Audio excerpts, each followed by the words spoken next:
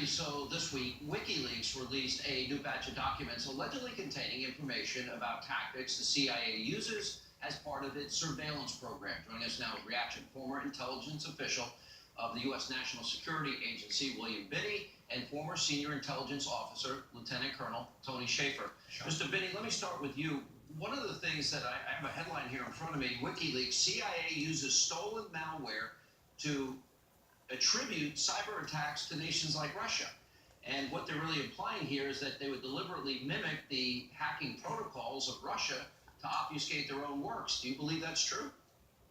Yeah, sure. I think that that's true, as well as I think that a lot of this software that they've gotten to do the penetrations came from NSA, GCHQ, and the other Five Eyes, plus other cooperating countries. And of course, they gained additional information once they penetrated into people like the Russians and Ukrainians. Is it legal for them to do that at the CIA?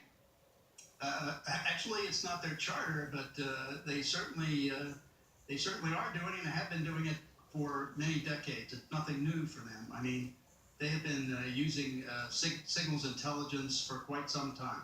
In other words, Ed, well, you do know what happened in the case of General Flynn. That was a felony, a violation of the Espionage Act. Even though he did have, in his case, a security clearance, maybe they could have listened, but it was certainly illegal to release that. Colonel Shaffer, what is your take on all of this? And when the intelligence community, and I'm sure it's just a few people, I have great faith in our intelligence services, and what they do is really dangerous and important. Precisely. But if they're leaking information on Americans and using techniques that could possibly spy through our TVs and not allow full encryption of our phones, that's somewhat troubling to me. Well, part of the deal is all those vulnerabilities, Sean, you just mentioned, the bad guys have too, and this has always been one of my concerns. I've done this sort of thing for a living about the time William was doing it. My concern when I was on the inside is these people, our intelligence agencies, have huge technology and huge power. So that power must be used ethically and focused on the adversary only. What you've seen here, as you pointed out, Sean, it was used against one of our own. Lieutenant General Mike Flynn is a friend of mine. So I first, on a personal level, I think it's horrendous. On a legal level, it needs to be prosecuted. Yeah. So I think we have to understand it's good that we understand these things. It's good we have people who understand the tools, but how you use those tools ethically, legally, and morally is hugely important. Colonel, if the CIA, in fact, WikiLeaks, now, they have a track record. They've not been wrong in all the years of existence. Right. They've not been proven wrong one time. And I'm looking at these documents. I guess the most frightening thing, if you're in the government, is they've released less than 1% of the information they say they have. Right. And they're talking about more powerful surveillance techniques than even the NSA, without checks and balances. Right. The fact that they built a cyber attack arsenal, that $100 billion came from the Obama years, and that it implies that every single electronic device they are capable of hacking and spying through, and even turning TVs into listening devices. Do you believe that? Do you think the CIA has that capability? And if they do, if there's no check and balance, doesn't that mean we're all potentially subject to living in a police state where the government at will can spy on whoever they want, bribe, blackmail, do whatever they want with that? That's scary. That is a danger of having this. And unfortunately, Sean, this is one of those few times I cannot comment on what you're asking. I do this for a living. I will say this. I think some of those things are even more powerful than you listed.